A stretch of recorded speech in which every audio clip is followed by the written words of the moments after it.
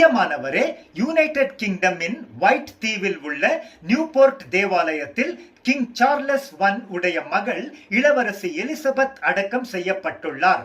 Victoria மகாராணியால் கட்டப்பட்ட ஒரு பளிங்கு நினைவு சின்னம் இளவரசி எலிசபெத்தின் மரணத்தை உருக்கமான முறையில் பதிவு செய்யப்பட்டுள்ளது.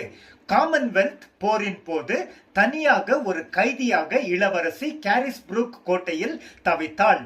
தனது இளமை பருவத்தின் அனைத்து பிரெண்ட்ஸ்களிடமிருந்தும் பிரிக்கப்பட்டாள். இறுதியில் அவள் மரித்தாள். ஒரு நாள் அவள் பைபிள் மீது தலை சாய்ந்த நிலையில் மரித்து கிடந்தாள்.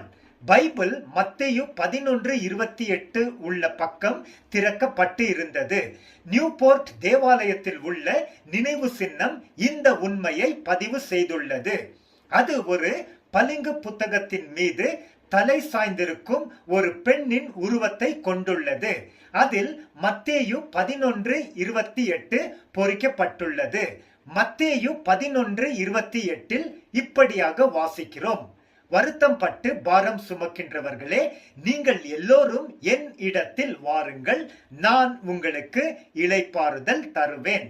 உண்மையாக எலிசபெத் இளவரசி மரித்த பிறகு இயேசு கிறிஸ்து வழங்கியுள்ள நித்திய இளைப்பாறுதலை பெற்று சமாதானத்துடன் இயேசுவின் சமூகத்தில் இளைப்பாறிக்கொண்டு இருக்கிறார்.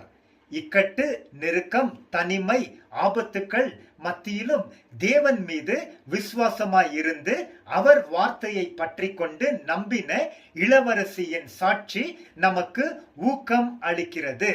இயேசு கிறிஸ்துவை உண்மையாய் நேசிக்கிறவர்கள் அவருடைய ஜீவனுள்ள வார்த்தைகள் அடங்கிய பைபிளை நேசிக்காமல் இருக்க மாட்டார்கள்.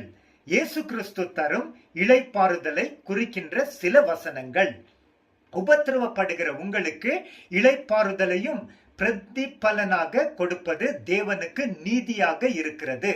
2 தெசலோனிக்கர் 1:6. கர்த்தருடைய இளைப்பாறுதலில் பிரவேசிப்பதற்கு தகுந்த வாக்குத்தத்தங்கள் நமக்கு இருக்கிறது.